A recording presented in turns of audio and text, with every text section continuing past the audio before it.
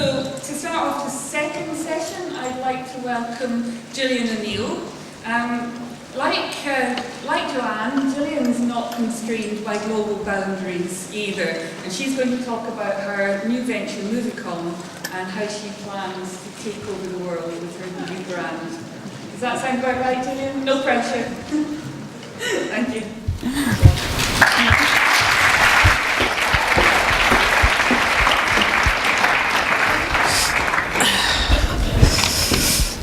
Good afternoon, everybody.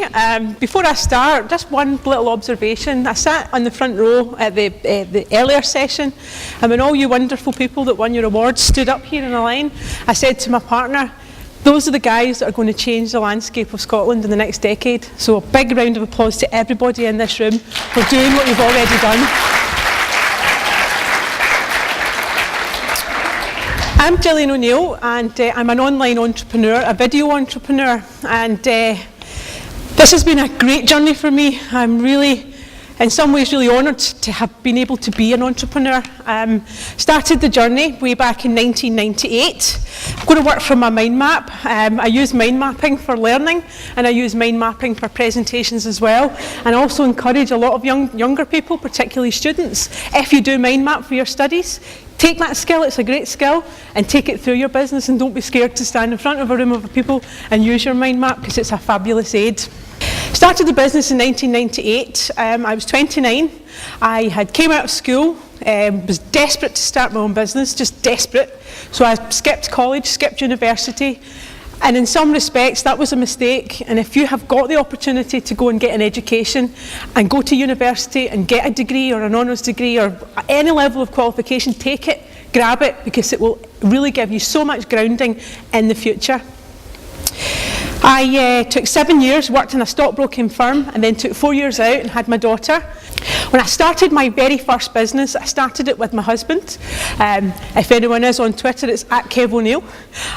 Fabulous social media guy. He's called the video guy online.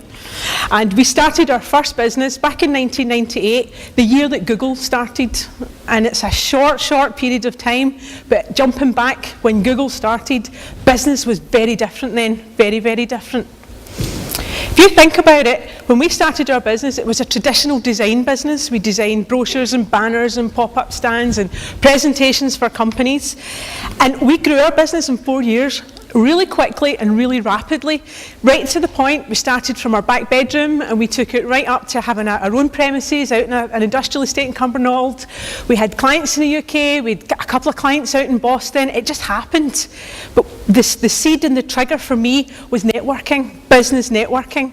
And at that very early age, when I was 29, very inexperienced, I got involved with the Entrepreneurial Exchange. And it was the Entrepreneurial Exchange that really gave me the confidence to actually go out there and meet people and find a way to scope my business and structure my business. But that didn't come without challenges, and I'm going to be very, very frank and very honest with everyone. Business is really hard, but it is very rewarding at the same level, and it's about taking from it what you want from it. And the learning curve that I've had throughout my career, and particularly in the early days, it was very, very painful. We grew the business, but we grew it too fast. But I didn't know I was growing it too fast. I thought, hey, great, we're getting more clients, we're helping more people win awards, we're helping more people win multi-million-pound business presentations to go and build their businesses. We were taking on every piece of business that we could, and I was networking for Scotland. We were growing, and it was a phenomenal period for us, but we overtraded. I didn't know what overtrading meant, and that was the biggest learning curve that I had in the first couple of years. In the period of 4 weeks, we went from having an American client, we went from growing to just about to secure another £500,000 project, to a bad debt, to the terrorist attack on America pulled the clients from us. When the Twin Towers went down, the American client pulled the contract, and the business died, literally overnight. And I did not see it coming, and that was the biggest learning curve I've had in business. But I'm an entrepreneur, and I have desire and passion. It hit me like a brick, and losing that business for me was really, really painful. And that was another lesson. It's business. It's not a personal thing. It's not a baby. So when you're building your business, make sure you treat it like a business and not a baby, because when things go wrong, it becomes too personal. What I did learn was my natural skills, and my natural skills are communication and understanding complex messages and how to communicate that. So we went on to build our second business venture, and a lot of people have told me, even in our first and second business, through the exchange, it's not about the failure. Failure is an event, it's not the person. But you take it really hard at the start, but I've learned from that, and it's just a phenomenal experience. Our second business then was another design company, but focused on the digital. And we were very much web, building web development, building websites, building CD-ROM presentations. And we'd actually developed a CD-ROM editor that allows you to edit like a dynamic media presentation. But the market was changing, and my husband and co-founder in the company, he's seen this in 2004. 2005, said we need to change, we need to shift, the market is changing, the landscape is changing. In 10 years' time, series won't exist. So we adopted all of these principles and did as much market research. Couldn't agree more with Joanne. You need to know your market inside out. You need to feel its heartbeat, and you need to see where the market's changing, and you need to adapt, and you need to be flexible. And also the things that you learn at business school, and the ones of you in the room that are at business school, read the theory, look at the practices, look at the models, because they do apply. They really do apply in real life. And I now consider myself being at the University of Life. And if I had been given the opportunity, I might not have made those mistakes in the early days. So really hang on to the theory, and when you get the opportunity to put it into practice, you'll be one step ahead of the competition. Now, looking at the trends and how the market actually changed, Google changed everything, absolutely everything. The way that people communicated, even back then, to the way that people communicate now, we're completely wired to the web. Every one of you in this room today is Gen Y. You are the future. You connect, you communicate, and you work in a completely different way than my generation does. I was born in the 60s. You're probably born in the 80s, roughly. So you have got such an advantage over many of the companies, the traditional companies that are in the market. The principles that I have in my business, I used to do my Taekwondo when I was younger, and in Taekwondo you have 5 tenets, which are courtesy, integrity, perseverance, self-control, and the indomitable spirit. The indomitable spirit is the killer. You never give up. No matter what, you never give up. No matter how big the component that your opponent is, you never give up. You might fall down, but you bounce back up again. You might go over it, you might go around it, or you might go right through it, but you never give up. And I do that to this day. Now, you've got to be prepared to change, and you've got to be prepared to flex your business, and you've got to be prepared to adapt to the external conditions that you cannot control. So this now takes me on to where am I right now? Where am I in my journey right now? The first 6 years of the business, we're in year 13 of being self-employed. We're now in year 13, and I'm going to now jump on to the next slide, and I'm going to now share with you where I am and where we're taking our business. On the left-hand side is a quick snapshot of Moviecom TV. Moviecom TV is the video social network. And on the right-hand side is an amazing company called 29 Studios, and it's a film production company that films, edits, and delivers, and it's really simple. We've kept it really simple, we've kept it really unique, and we've kept it really specialist. We make, on the 29 side of the company, we make video content, professional video content for businesses. We found a gap in the market where companies want professional content, but they don't want to spend 5, 10, 15,000 pounds for it. They want professional content at a level that's affordable and reachable. And 29 Studios is doing just that. 29 Studios is also building an academy for students who are coming out of college, who have got the desire to be in filming and the desire to run their own business, and we're giving students the opportunity to get involved with our company and learn from the grassroots up. And I think it's companies and entrepreneurs like myself that needs to give something back. Sir Tom Hunter told us that years ago. You work hard, you play hard, and you give something back. And at that time I didn't really quite get what he meant, but I really get it now. It is so important to give back when you start to get some success yourself, and to learn and to nurture others in your capabilities. So with regards to Moviecom TV, all of my businesses, the first 2 businesses and the current business 29 Studios, are lifestyle businesses. And when that was posed to me a couple of years back, probably about 6 years ago, a lifestyle business, a business of scale, a business with scale potential, I thought all businesses had scale potential. I thought all businesses could be businesses of international, but they can't. And I didn't get that then. I totally get it now. Lifestyle business on the left here, on my left, on 29 Studios, we have got an amazing opportunity to make this a UK business, to grow this to a couple of million turnover, and to build lots of individual micro businesses within one particular structure. But that won't ever probably tip above £4 or £5 million. For me, that's perfect. Lifestyle business will make a lot of people a lot of money, and will build an amazing proposition in the business market. The other side of the table is Moviecom TV, and for me this is probably the most challenging part of my business career, but it's also probably one of the most exciting, if I'm really, really honest. Moviecom TV is a 4-year journey. The two companies have been going side by side. 29 Studios has been going for 2 years, and Moviecom TV has been going for 4 years. Moviecom started in 2006, just cusping into 2007. In a place where businesses did not use video as a communication tool. And I went out to the Scottish marketplace and sold video services and managed service video channels. That was a really tough task, and in 18 months, 24 months, we sold round about £700,000, and we had roughly about 60 companies in Scotland, really diverse companies, traditional companies, accountancy firms, we had legal firms, we had flour makers, we had caramel shortbread makers, very, very diverse companies using Moviecom TV. And Moviecom TV, in its first embryonic stage, was a sales tool, a marketing tool, and a lead generation tool. It's somewhat different now, and I will explain that. But the first 2 years was proof of concept. I didn't have the money. I didn't have the capital to go and just go bang, launch and take it into the market. I had to do it as a stage-by-stage process. And I brought in 2 other guys who were clients of my previous business, loved the idea, and they backed me to take this and go and prove it. And I used 2 years of really knocking on doors and selling to get people to buy an online TV channel. But we had to manage that service, we had to design it, we had to create it, we had to make content, we had to upload it, we had to sell advertising. It was a big, big task, but it proved the need.